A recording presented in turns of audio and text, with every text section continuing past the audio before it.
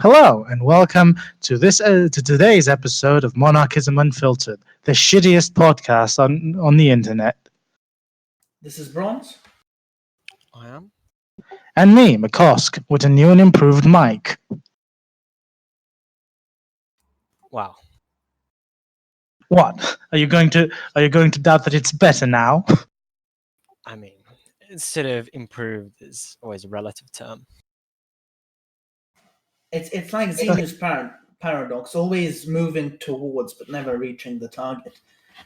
Anyway, not allowing ourselves to be sidetracked quite so early, today is the much-awaited Larp and Cringe episode. Indeed, folks, those of you who listen to us on any sort of regular basis, this is the, clothes washing episode upon which we air out our complaints with largely speaking internet monarchism, but also some real life monarchists. Now, if like me, many viewers at home may be thinking, are they not possibly throwing stones in a glass house here? But I didn't have a second part of that sentence. So yes, but only a little bit. Yes, but we really don't care. We're in it for fun, and B, like, some of these topics really need to be fucking approached. I mean, this kind of thing is always there's a certain level of Larp and cringe that's inherent in the entire endeavor. I think, really, in sort of any kind of radical politics at all.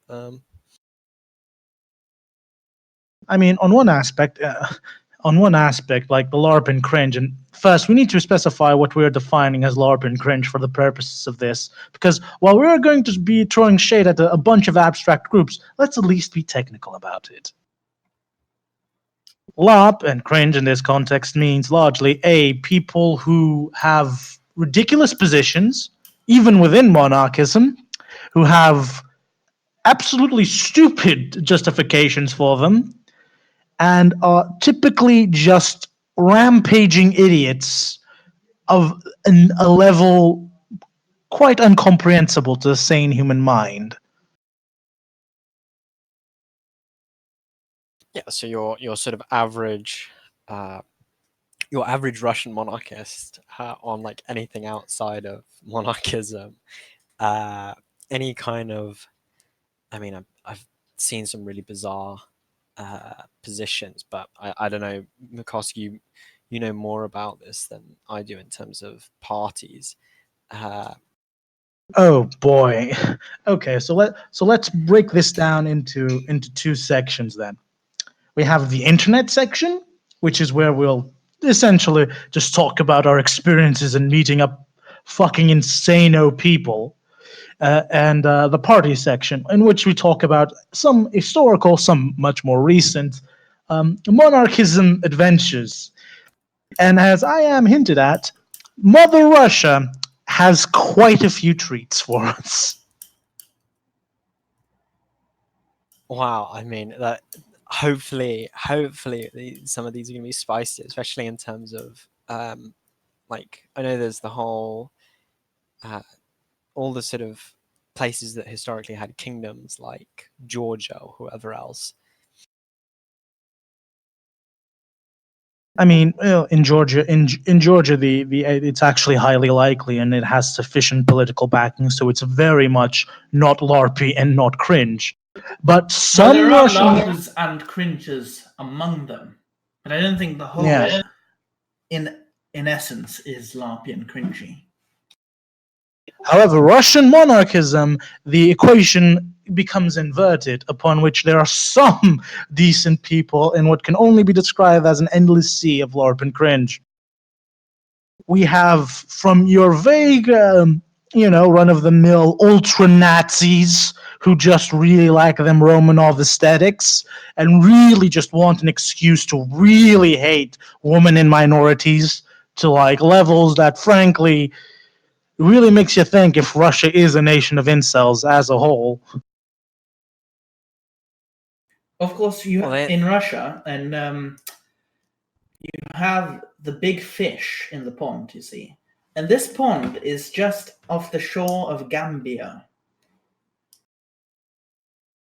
Ah, yes. How could we have forgotten? Dear listener, if you think the Romanov dynasty, the Russian Empire, ended in 1917, or if you're really pushing the freaking envelope, 1921, when the final whites were defeated, well, let me tell you this. It never fell. It's always retroactively been existing off the coast of Gambia. Well, except for that time from 2011 to 2015, when they were thinking of buying a separate island in Kiribati, but the Kiribati government denied them, and then it moved to Gambia.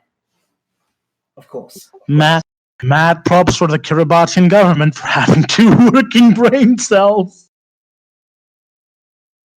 For those unaware of what we're talking about, we are talking about the Russian Monarchist League and their infamous pet project, the Romanov Empire, which first does not actually have a Romanov at its helm, but yes, something Peter Leganine, who converted to Orthodoxy. I think it's Karl Emmerich von Leiningen, who's or as they call him, Emperor Nicholas III. Yes.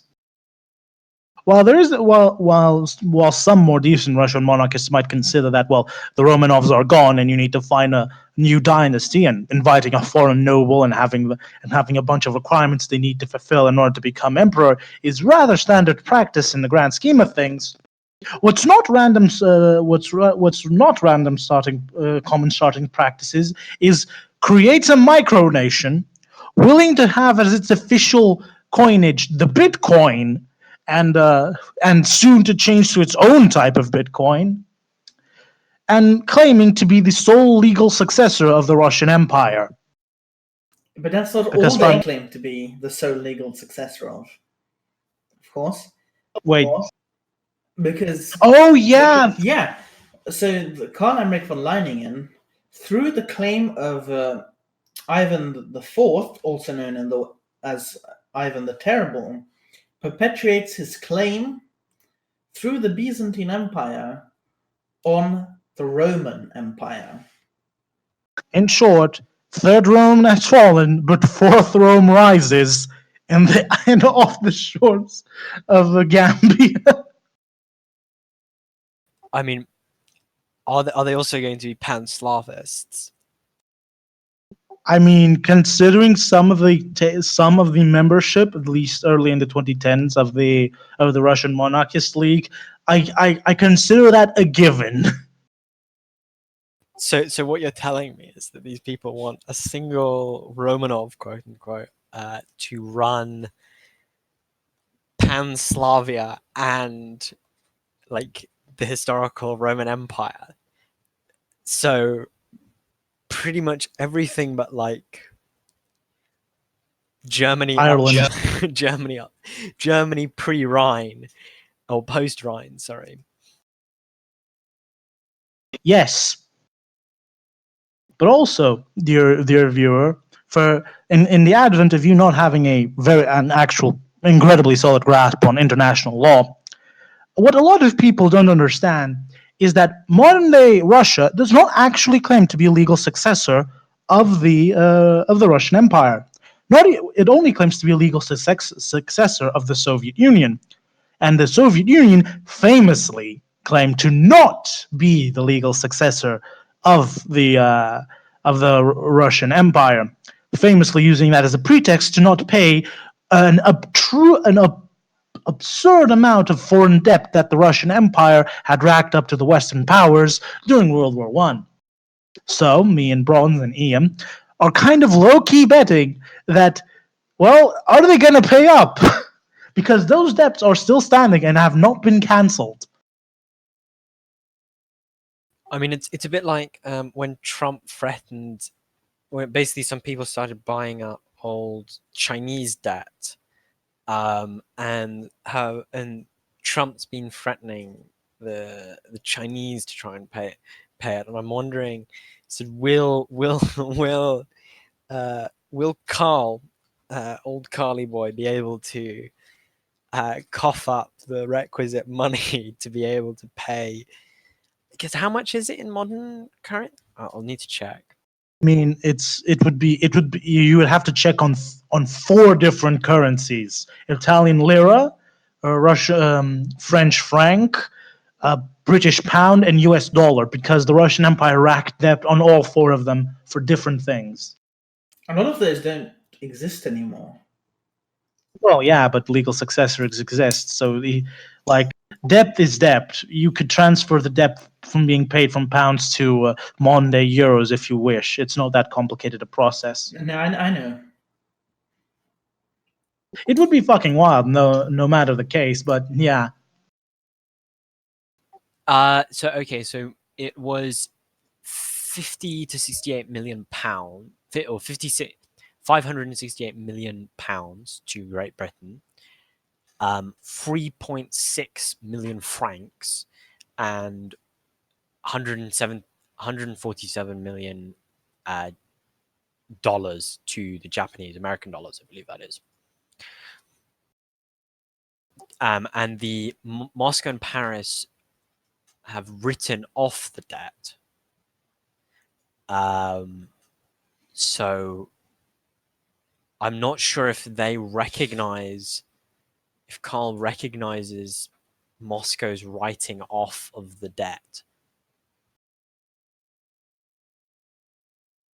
Because that would then mean, because this is 1917, so you're looking at minimum sort of the British debt 4 alone trillion. is 40 billion. Yeah, so that's not accounting for interest. Yeah. That's not counting for people who might still hold on to war bonds from that era.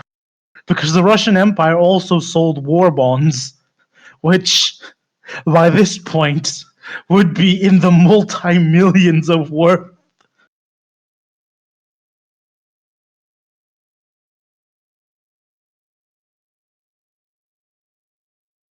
So yes, listener, the Romanov Empire, that shining beacon of Russian monarchism. Well, the island that they have purchased outside of Gambia is in the Joli Islands, and if you take a look at the islands, it's very interesting. That it is an atoll. It's a sandbank that is slightly above the ocean, but there's nothing there. But what their plan is to fill it in and create an island with 1.8 million square meters of area, upon which they will build a number of luxury resorts and high-tech, multi-levular greenhouse-based agriculture. In short, they want to make it an arcology. What? Why?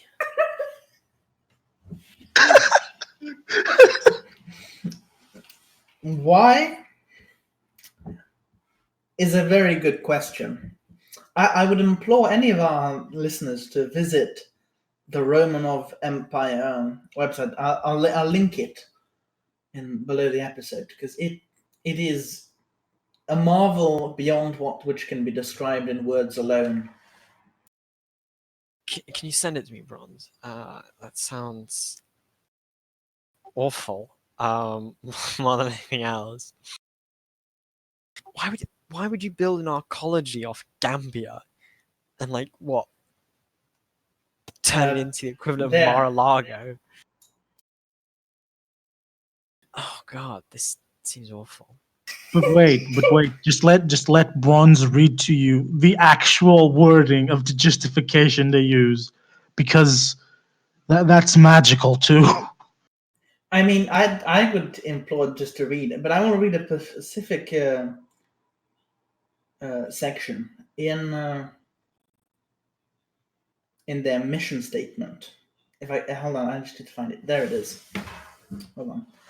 The realization of this project will mark a new pivotal point in the economic development of the region and will serve as a pilot project for building cities for the dwelling of the creators of our future, the thinkers of tomorrow. The African continent, a mother to human civilization, will usher in our next evolutionary step, the ever-learning, innovating, and evolving human, Homo sapiens 2.0. Wow.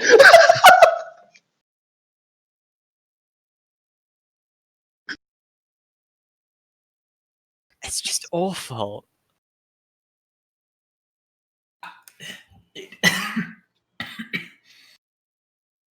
Oh god. Just give me a moment.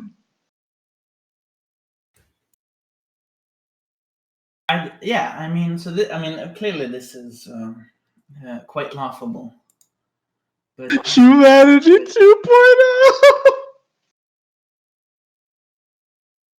For the listener, Humanity 2.0 apparently starts 15 billion pounds in debt.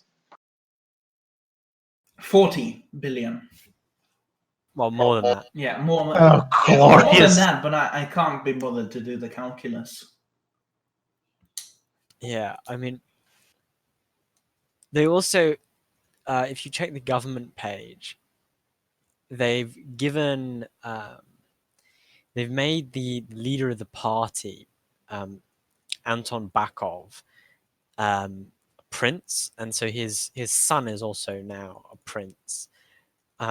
So they've got like a whole bunch of, they've got some random Gambian businessman as the Minister of Foreign Affairs. So I mean, some of these positions are, you have to think, are they really required? For example, they have a Minister of Agriculture, and you have to imagine, what does he do on a daily basis? Considering that it is a sandy atoll, not much more than 30 centimeters above sea level at best. I mean, I want to know why Anton Bakov's son is the Minister of Investment when they also have a Minister of Finance and a Minister of the Imperial Court and Imperial Fiefs. What does he do is a very good question.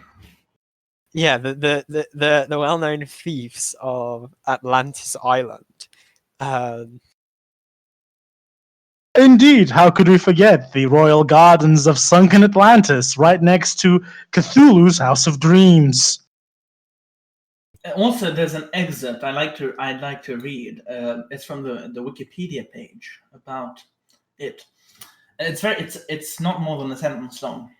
After he was named emperor, Nicholas III wrote a letter to Vladimir Putin requesting land in Yekaterinburg to establish a capital with its own imperial senate. The request was denied. Shoutouts for Vladimir Putin for having two working neurons. God. But all is not yet lost for Mother Russia and Russian monarchism, dear listener. Oh no! No, it's not yet dead. We still have the wacky case of the Liberal Democratic Republican Party of Russia, the LDPR, famously headed by the infamous Zerevsky, which does have noted monarchist sympathies, and although not insano to the degree of what we're talking here, a party that calls itself the Liberal Democratic Republican Party, having A, known monarchist sympathies, B, being against democracy, C, being pro-centralization, D, being pro-government control of the economy, is kind of an insult to the party name, huh? Well, names don't mean anything in the third millennium anyway, so. Clearly. I mean, when you can call when some random German prince can start the Romanov Empire and buy a sandy atoll off Gambia and call it Atlantis, clearly North Korea, the LDPR or whatever, have nothing on that, I think. It is wild. I mean, not But only is it a sandy atoll off the coast of Gambia, but it is also the home and sole fief of the Roman Imperator. fucking poor fucking Rome. What a death this is. Oh, God. Okay, so. Tal emic, domus et imperator. Dominus. Domus's house. I should know that, but yeah, Dominus, that's true. No, he's he's house and lawgiver. Don't worry about it. He's the physical embodiment of the Roman of house. I mean, his house in many ways of the word.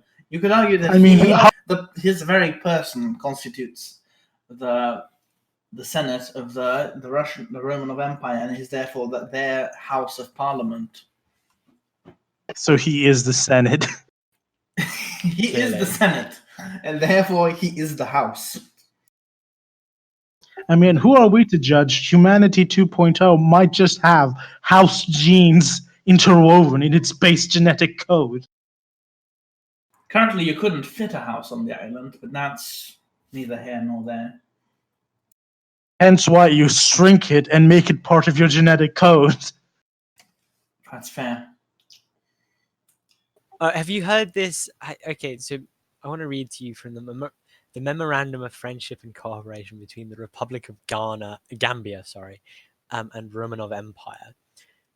The government of the Republic of Gambia, represented by the Secretary General Douada de Federa, hereinafter referred to as the Gambia, and the Foreign Minister of whatever.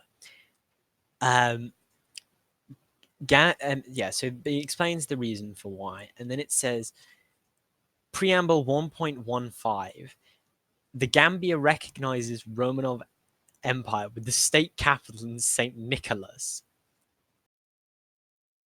I have no clue where St. Nicholas is, but I just found that quite funny that they've got official recognition. I think they proposed to build it on the atoll once it is an island. Okay. Also, international law doesn't recognize sand filled into the ocean as additional legal land, as proven by the useless but existing ruling on what China is doing in the South China Sea. I thought they also had this. They had it prior, I think, with the. What was it? It was like micro sea land. Sea land isn't a place, and like filling in the ocean doesn't make it a place. So that puts them in a strange legal position, doesn't it? Because yeah, I mean, honestly, it's quite strange. But would it be stranger if I told you that this notion of creating a random ass monarchy in an island in the middle of either the Pacific or the Atlantic, and in one particular case, the Indian Ocean, is actually a thing that goes back centuries, for as early as we know it, the times of the Renaissance. I can't be bothered to remember the names of the islands, but let it be shown that islands and monarchies often create weird results. And note, I am including the UK in this statement. I mean, there was the Ming holdout state in Taiwan that actually conquered the island from the Dutch. And in Britain, you had the last feudal council on the Isle of Wight, I think. Well, there was Sark as well. Yeah. I mean, strange things happen when you have a very small island. And very weird people in them. But I don't know that it has ever been attempted with an island quite this small and quite so weird. Quite this small. It's an atoll. It's the size of a university student's room, essentially. The amount of actual usable area. So a fridge. It's the size of a fridge. It's a shoebox made of sand. Apt description. A shoebox made of sand, beyond 40 billion pounds in depth. Yeah, sort of. However, what is interesting is that it does have a tourism sector. That some old British men like to take a boat to the island because apparently it has excellent bird watching. Another great British activity. That and cross-dressing is the other. I mean, that's their one economic activity. But I'm sure. what they didn't account for is that bird watching is free. Well, so you need refreshments. If you've got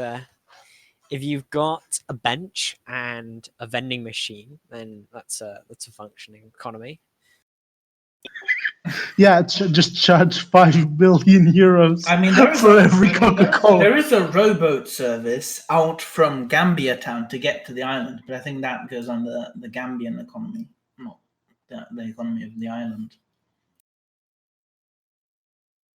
Potentially, if Carl Emick was to construct a pier on the island, then he could do his own rowboat service to and fro. Maybe he could do a bit of the bird watching as well, because clearly, I think the Imperator of Rome shouldn't be doing anything as menial as a rowboat service. Yes, the stately pursuit of bird watching. I mean, Anton and Ilya Bakov can row the boat. Father and son. I mean, to move on from Russian monarchism. Yeah, I think we spent quite enough time on this. Yeah, because I mean it's very comical, but there's other ones to engage with. I know there's a lot of stupid that goes on in Germany, because they've got like a whole bunch of them. In that there's, I think it's someone related to, or it might have been the King of Bavaria was like running this weird sort of sex cult at one point. But I can't remember it specifically. It was. I mean, obviously, there's the sovereign citizen movement in Germany that likes to sort of claim connections to these monarchies as well, though. So I don't know if it was that. I didn't think that you're talking about the Reichsbürgers, right? Well, yeah, there's the Reichsbürgers who who think that the Holy Roman Empire never disbanded, and there was an infamous case where one of them shot a police officer. Yeah, which is not so good. But I think it was something like because they have all these sort of various monarchs milling around the place in Germany, even to sort of the lowest princely level. Most of them just do like local activity or whatever, like sort of hosting activities in whatever town or something. But so yeah, some of them, especially the larger ones like the King of Bavaria, who still have certain amounts of money, to my knowledge, just run around sort of. The French have a term for it, like end of the line, which is sort of for these these sort of degenerating noble families where it's like they've got this illustrious history and then their kids are hanging out with like pedophiles or whatever. So there's a lot of that kind of stuff that goes on in Europe, especially. But I mean, I don't know. I know as well with the Hungarians, and especially in Eastern Europe, where they do care more about this. There's a lot of weird sort of interactions with like if their last monarch was like a foreigner, technically, especially as for the Hungarians, they then say, oh well, we want some kind of like Hungarian pure-blooded Hungarian monarch, rather than the German Habsburgs or whatever else. Though to be fair, on the Hungarian case, they are split between that camp and a pro-Habsburgist camp. But yeah, German principalities and like it's a bit complicated to explain it in that it runs the fucking gamut. Like the House of Wittelsbach is famously a very Catholic house, second only to the Habsburgs in Catholicism. And although they had some yikes moments, the current holder is generally speaking held to be clean. Everyone else outside of that, well, everyone, the holder and the heir, but everyone outside of that I have heard tales from being involved with human trafficking to illegal drugs running. Like it runs the gamut. Yeah, I mean it's sort of it's yeah, and obviously I think the other issue I think with a lot of these is that like who are they? It's like the current Tsar, the actual sort of proper claimants for Tsar or Tsarina, I think it is currently. Well, there's two claims: Prince Michael Romanov and Maria Vladimirovna, and the dispute lies over whether a woman can inherit the Russian throne. Yeah, and then there's her son as well. But the I mean, setting that aside, even there's just the basic fact that like most of these figures are fairly uninspiring. Sort of like they're more akin to the kind of people you'd see running a bank than a country, almost, or sort of yeah, it's like they don't seem particularly inspiring in that sense, and I mean that's sort of somewhat of an issue. And then you sort of factor in these sort of fights. You see a similar thing in Germany. I mean, in Germany they've obviously got the current leadership, who are quite similar. It's just sort of all quite tepid nothings, basically. Yeah. It varies from house to house, basically, because because the German Empire was a confederation of various monarchies, and like some of them have really fallen down from grace. As said, the House of Wittelsbach and the House of Hohenzollern are both good cases of. House Wittelsbach has had a few bad apples, no doubt, but House of Hohenzollern, outside of alleged sympathies with Nazis, which depending on who you are, that might tragically be a plus to some. But outside of that, they have also a like case of Larp and Cringe, if it is. Yeah. Being a monarchist and a Nazi is a critical case of LARP and Cringe that we'll approach when we get into the internet section. But yeah, the House of Hohenzollern and Wittelsbach are, like, generally speaking, good. The current Hohenzollern claim even served in the German army from 2006 to don't know how long. But yeah, like some of them is not that they're exactly uninspiring figures, is that they just don't have that much media attention, so it doesn't really help. Yeah, I mean, I think you see a sort of similar issue in France, where the guy prior to the grandfather of the current Orleanist claimant sort of got annoyed at his kids at one point, and then like essentially burnt all the money or close to that. And he'd prior to that sort of been fairly important in funding the sort of monarchist groups like AF and whoever else. And then obviously now you've got the dispute between sort of Orleanists and Bourbon, in part also because the previous guy was a divorcee, which if half the reason especially for these sort of French monarchists,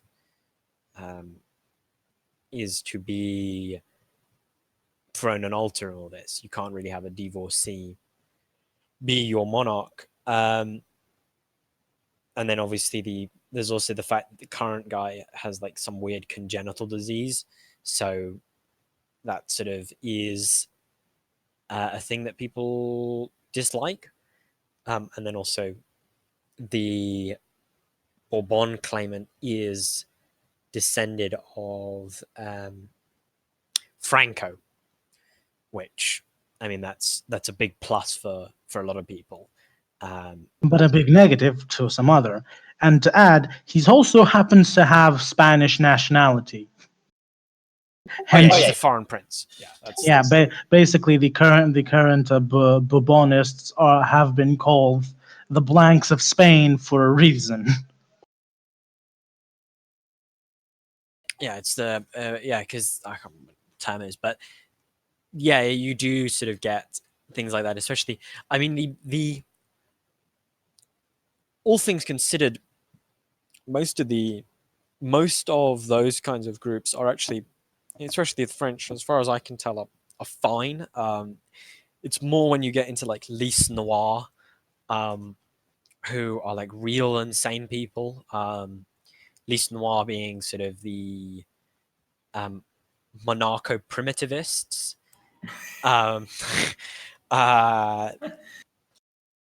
Which, I mean, I'll post the link. It's in French, but they're very epic. They reject the current House of Orleans for some reason and like support the claim of, I think, either a Belgian or a Lichten. Is it Lichten? No, Luxembourger. Instead of the current guy. It's like Prince Sictus something. So yeah, you get those kinds of people in France where it's like variation between AF and like monarcho-primitivists. There's a whole lot of legal monarchy about, treaties of Utrecht and what constitutes French blood. So it's all a bit messy.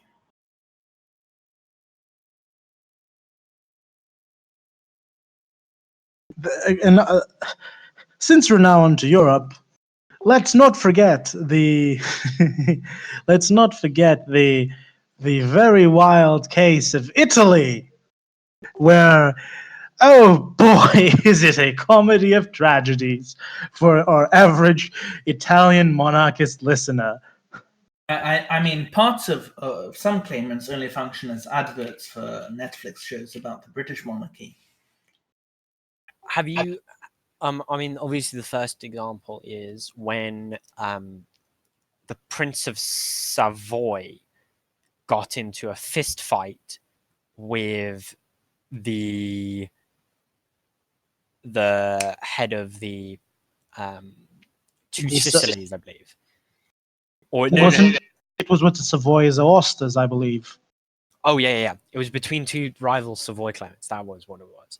Yeah, they got into a fist fight at a wedding, in front of the King of Spain's wedding, or son's wedding. Sorry. And then he banned them, but the King of Spain then subsequently banned them from all social functions, because they'd sort of been publicly embarrassing. But if that was all, the mainline Savoya clan, the Savoyas rather than the Savoyas Austers, are famous for some pretty wild shit. From one time, the I believe it was the father of the current claimant, or is it the current claimant, and it was his son that did the brand deal. But essentially, one of them shot a guy on a boat, got acquitted to court, and then got recorded and then got caught recorded saying, "Yeah, they gave me a free pass on this. I was totally guilty." Into a fucking recorder. Epic. I mean, all of this is just very Italian. I mean, again, like for the average Italian monarchist, bet Savoy Aosta, not Savoy proper. For God's sakes, have some self-love. Because, and we also have the wonder and rather recent event of the current, I believe, the son of of the the mainline Savoyan claimant, or just the Savoyan claimant nowadays, who hyped up the shit on Twitter that he was going to do something for Italy and what have you, in a very well edited and produced, that, something that could be something actually for Italy, because God knows Italy needs something right now. And that's something. Yeah, he launched his own personal clothing line. nice. Nice. Very nice. On one end, productive. On the other, holy shit! Very nice. I mean, what a dude in the original sense of the word. yeah, I mean the you've got your Gucci, you've got your Ralph Lauren. Now you can have your Savoy. Clearly, The trifecta of high fashion. yeah, it's sort of you need your clearly that's what we need. We need monarchist clothing lines. The other, what was the other thing that they were doing? I mean, there was the whole. Oh yeah, I mean, there's also monarchism in the Balkans, which is always fun, quote unquote. Because I mean, you've got sort of divisions between sort of Croatian monarchists who are sort of either pro Habsburg or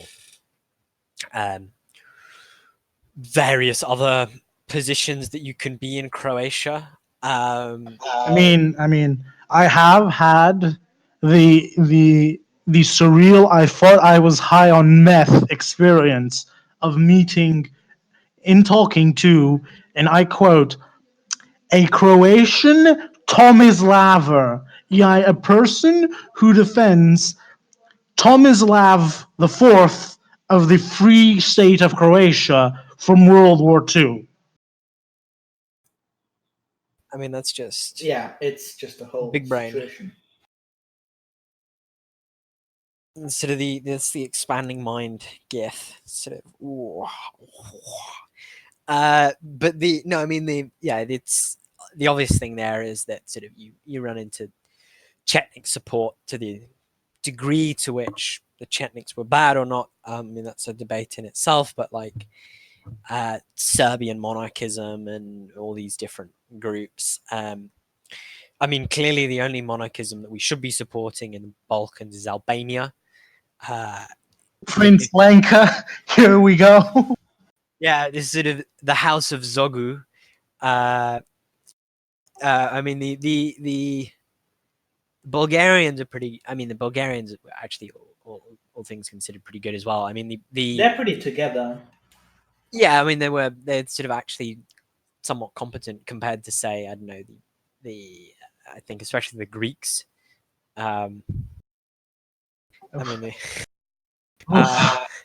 Greek monarchism just seems like a even bigger mess. And I mean, I don't know if you, well, we can sort of talk about Turkey as well to a certain degree, because oh boy, obviously there's Erdogan, and his whole fun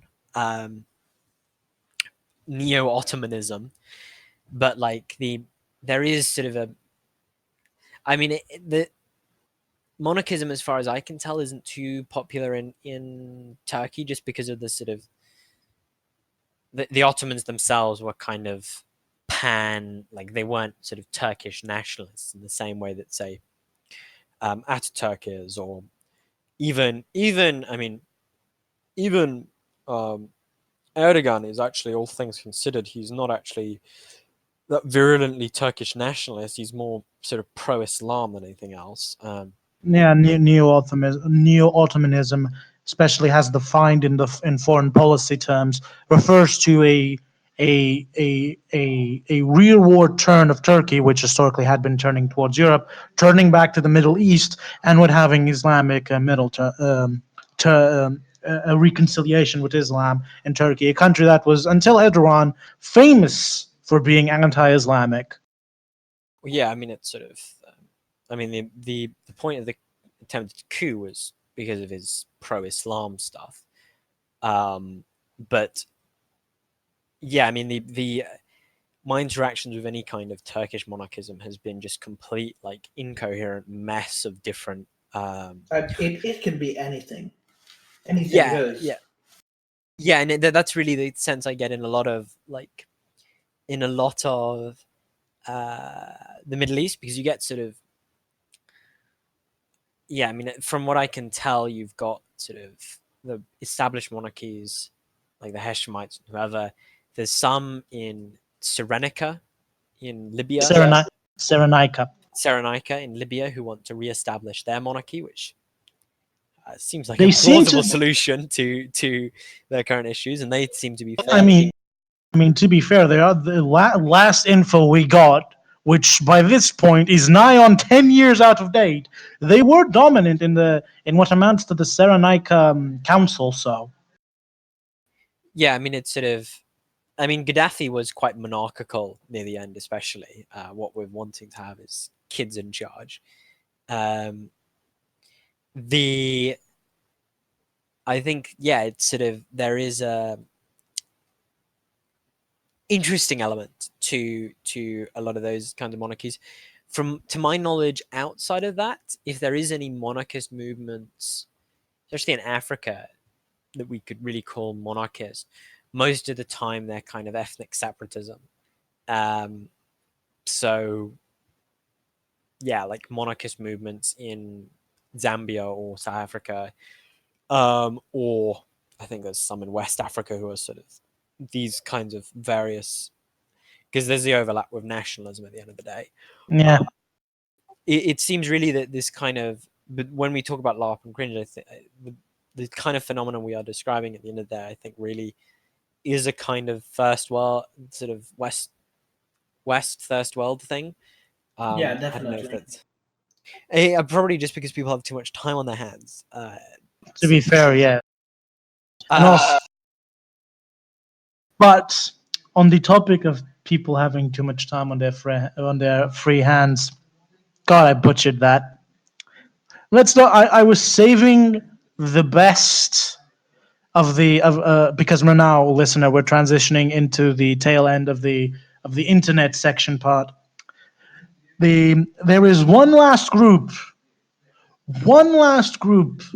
of all countries on this earth that we need to approach here on this podcast, and that group is the drug-fueled haze that is Chinese monarchism.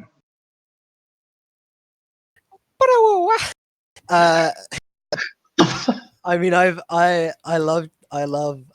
Do we have time for I this? love Chinese. Possibly. I love Chinese. What's the movement? The one where they dress up like Han, like in sort of Han ethnic dress, like Hanja. Yeah, they sort of Ming, because I know a lot of them are monarchists. There's the whole, and I remember there was some Chinese monarchists who are like, they want Xi to become the emperor. And then there was who was the other that was like, I mean, you have the wokest of all Chinese monarchists, the pro-Manchukuo Chinese monarchists. You thought that supporting the Free State of Croatia was woke and broke. Supporting Manchukuo is something else. Ah, God, I wish I could find the fucking website. I think it's, you know, a side effect of the Cultural Revolution in China that there's sort of been this split between, the old monarchical China and the new China, which means there's not a clear tradition of monarchism, and so that just means everything goes in China. Yeah, I mean, it makes sense that they should try to reinvent it. Like the Qing didn't fall by happenstance. Like there were very serious problems with how monarchism was conducted in the country. So it's not like that bad that you're being creative, but like the Manchu, like defending Manchukuo to, and I quote, restore the Qing dynasty so that the Qing can then restore the Ming, so that the Ming can rule all of China, is not only extremely roundabout, but also fucking stupid. It's also quote unquote epic, so you've got to factor that in. Yeah, I mean these people though are incredibly online as we were sort of transitioning in, because I mean that's the kind of phenomenon that can only exist in a country of like 1 billion. Because I think even for the kinds of people that I've interacted with online, it's sort of most of them would have stopped at the point where it's like, yes, we shall restore the Qing so that they will restore the Ming.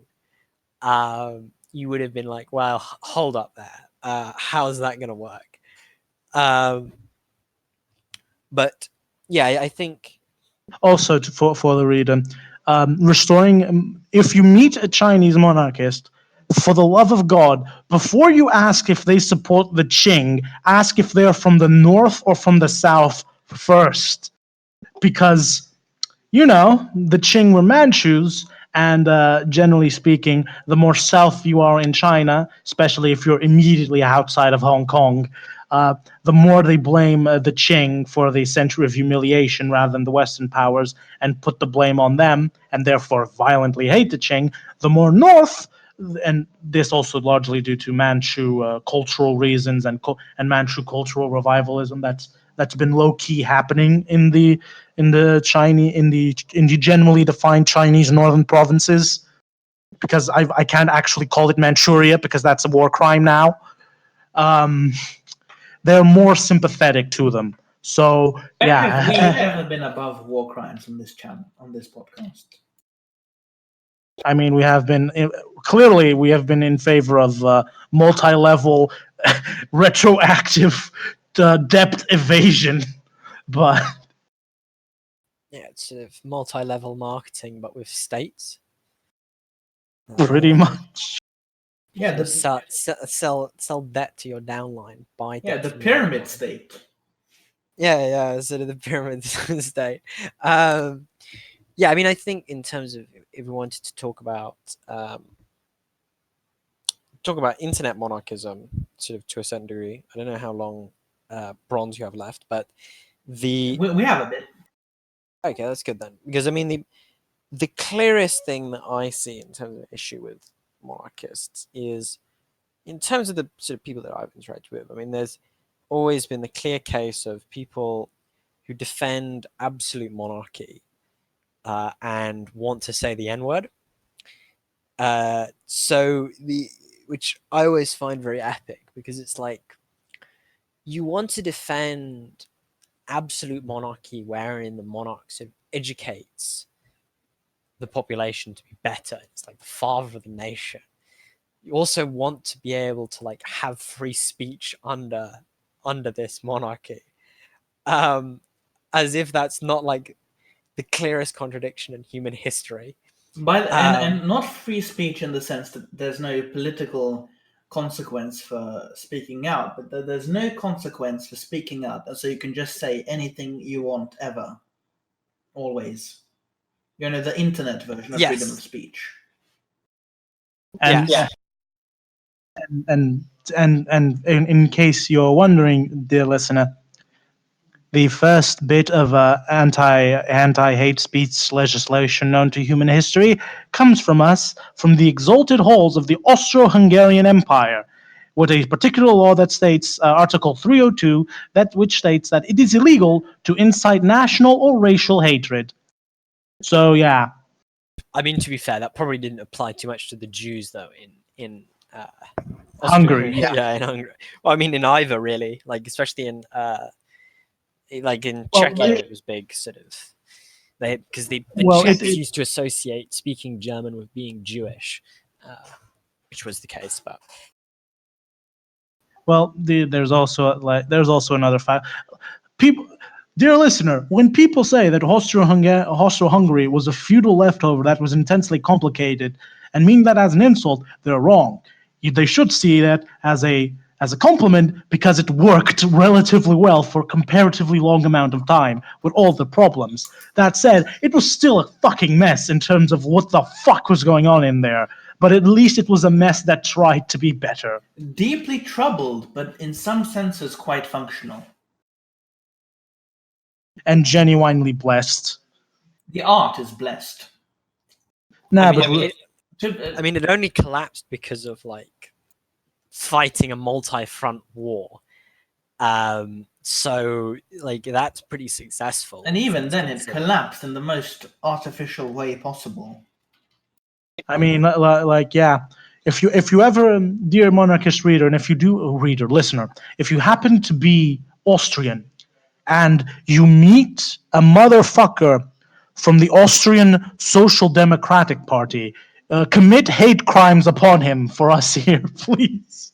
Because I'm sure Franz Joseph will look away this once from the. Because we have reliable evidence that when the Austrian army was, going back to Austria, that then there were protests being, and the army sent a letter to the emperor stating, "Yo, emperor, if you want us, we can like deal with this." And the letter came back with a clearly forged signature that oddly matched the handwriting of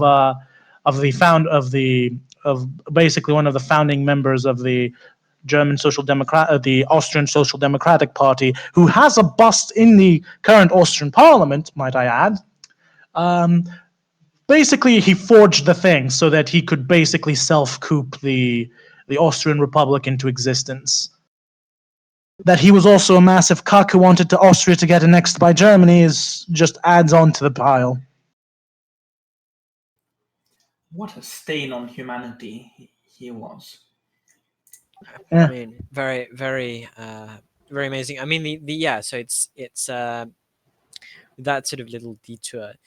I do think I don't know. I mean, what other sort of epic types of people would you sort of describe as common among monarchist groups, either Bronze or Mkoqsc? Well, I know there are a lot of statistically speaking, there are potentially a lot of American monarchists listening to this. And, well, when I say American, I do not only mean American monarchists as in the United States of America, I also mean American monarchists as in monarchists from the various countries of the Americas, with the exception of Canada. Because Canada is already a monarchy, in case any Canadian listened to this forgot, which has happened. It's also not the only Commonwealth state in the New World. There's also some Caribbean ones. Fair enough. I keep forgetting the Caribbeans exist, mostly because pirates no longer exist. In the Caribbean, that is. Somalia keeps the dream alive. But back to the topic. Some American monarchists... And not to distract completely from what you just said, but pirates from the Roman Empire. Okay. I mean, not gonna lie. Okay. That's the best aesthetic I have ever had placed in my mind, ever. Okay, you can continue on what you were doing. God, if this ever makes any money, I'm fucking going to commission an art piece of that shit. But back on topic. Some American monarchists have had some of the wildest, most insane takes I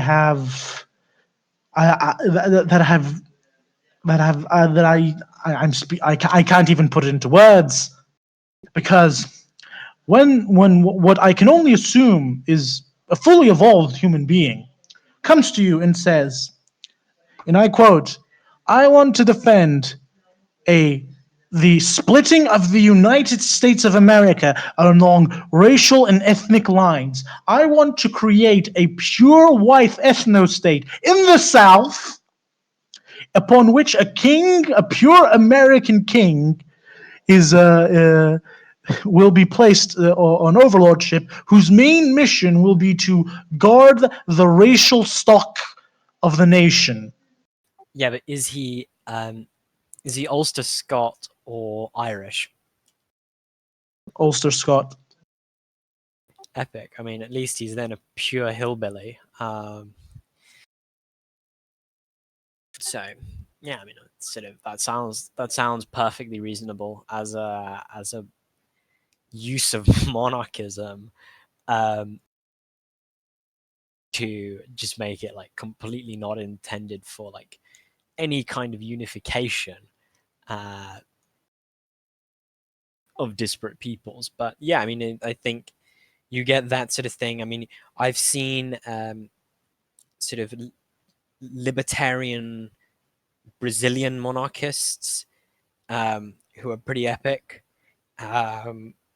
There's quite a big overlap with libertarianism from sort of Hantem and Hop, which leads to some interesting takes on like traditional values like drug use and monarchism. I mean, sort of clear larpiness there. I think. I think the other that's sort of fairly big or bigger in the US than it is really in Europe. I mean, yeah, and obviously racism is a big one. I think there's, in terms of other things that I've seen online, I'm not entirely sure, because you've interacted far longer with this than I have, Mkoqsc. Is there like any other examples that you could share with us? Well, there's the case of the infamous Guardian article where they interviewed a chap who proposed a HRE style system for the US, which is that just sounds. I mean, like the issue is that he references the HRE rather than what he probably means, a Malaysia kind of system. Every federal state has its own monarch, and amongst themselves they elect the monarch, and when that dies, the process repeats. Like just a very decentralized royal federation kind of deal. It's sort of a round robin type affair. Yeah. Sure, but I think what he meant was that the electors of Minnesota, Wyoming, Florida, California, and New York all gather in Washington and crown the new emperor of the US. This is just amazing. Like how does just completely centralizing power in the hands of Floridians lead to anything wrong? I mean, he didn't propose that those be the electors. That was an embellishment on my part. It should be the case that that's what you have. I mean, sort of all the current U.S. swing states should become the U.S. electors. I propose that the first hereditary elector of Florida be Jeb Bush. I second that. I think. I third that. I mean, clearly Jeb needs more power. Only Jeb can save the U.S. But the Bushes are the American Habsburg. Oh God. But yeah, like there are a surprising number of completely sane, rational American monarchists. And the number can be plentiful. It just depends on where you look. The core issue is that this group often gets overshadowed by the insanity of like the other insano American monarchists, because I have had some fucking it was a Mexican monarchist who wanted to restore the line of Maximilian, who, by the way, currently lives in Australia. And his takes were, I think he was a member of the Synarchist party or was kind of associated with them. And the Synarchists have been known to some, especially of the more Christian, Catholic elements of the Synarchists, have gone on to express either a desire for really monarchism or for really a rehabilitation of Maximilian in Mexican history, which, although I do not have much sympathy for the party, rehabilitating Maximilian in the eyes of Mexican history, to me, sounds like a laudable goal. But his take was, and I quote, because Latin America has a thing called Hispanicism, which is kind of a pride in their Spanish heritage, which is fine. Like, they're the sons of a thousand empires, and I think they should be proud of that exalted lineage. The issue here is when he worded it thusly: I want to restore the house of Maxim of Habsburg-Iturbide in Mexico, so that not only can we restore the proper borders of Mexico, but A, reconquer the entirety of the Spanish colonial empire, B, purge the heathenous natives so that only pure-blooded Iberian stock populace lasts, and nuke America into the ocean so that the new American ocean exists between Mexico and Canada. That went very dramatically from blessed to cursed to blessed. I mean, it's sort of it's like a dialectic sort of Hegel movement. would be proud. Yeah, Hegel would be proud. The final end state being, oh, I mean, how would you even purify? Like, how would you? Like, there isn't enough Spaniards to do that. Like, you're talking about very low like reverting almost to sort of peasant freeholding. If you want to kill off all the heathenry. Because I mean, yeah, it's nowhere near majority Iberian stock. Like, how are you going to do that? No, I think you just line up the entire population from, and on a spectrum from Spanish to not Spanish, and then just start killing off by order of Spanishness. Yeah, I mean, I mean, even then, I'm not sure how people left. Yeah, I mean, I'm not sure how you're going to get who immigrated to Spain yesterday. Yeah, yeah, and maybe the Lebanese in Brazil. So I mean, that's sort of just, I mean, that's bizarre, like on a fairly fundamental level. Need I mention that first, Mexican monarchists are rare, and the vast majority of them have been perfectly fine, if perhaps a bit too overly Christian. In the sense that they become so Christian it becomes creepy. But most of them are fine. But this individual, who we shall not name, radical radicals. Yeah, radical radicals. But this individual, whose name shall not be mentioned, it was something else. I mean, I knew a